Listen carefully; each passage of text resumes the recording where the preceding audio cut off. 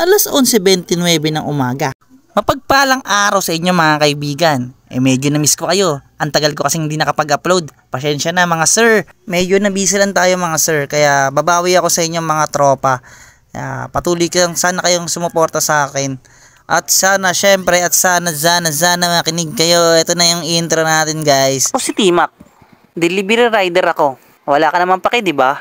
Hindi, biro lang. Tara, kwentuhan kita. So ayun na nga mga sir, meron akong chika para sa inyo. May nag-text sa akin kanina, 11:29 ng umaga. Nagulat ako kasi nung seller talaga dito sa Malabon pinagpick-upan ko guys pero hindi siya yung pinagpick-upan ko, seller lang siya. Bali ang nangyari, dinrap ko na yung item. Tapos syempre siningil ko na. Etong si seller nag-text sa akin. Eto guys, basahin niyo yung text niya. Yan, naniningil daw ako kay drop off.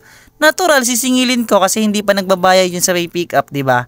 So, ito yung combo namin nung seller yan, guys. So, hindi ko alam kung scam to o kung ano pa man. Pero, hindi naman siguro scam. Nagkaroon na lang ng misunderstanding lang siguro, no? So, hindi ko alam. Wala akong idea dito kung scam siya o hindi. Or legit siya or hindi ko alam. Basta, yung video na pinag-pick upan ko is hindi na natin ipapakita.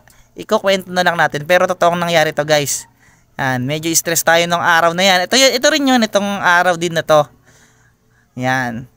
So, sana hindi naman, actually hindi na siya nag-reply diba? Hindi na siya nag-reply kung ano bang nangyari. Siguro, naisip niya talaga na mali siya.